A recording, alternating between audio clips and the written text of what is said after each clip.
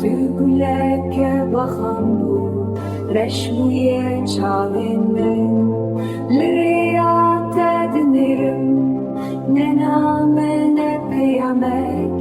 Tügüleke bakan bu reşmuye çavinin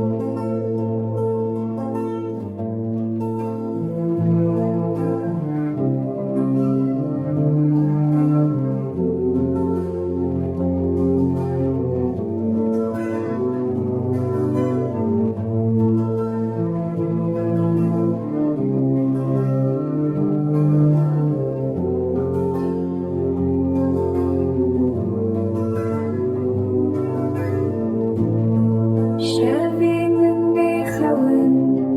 Adredlinin geçe Xemu keser yıldidim Jiberevi naqez Bexatır tezhiştim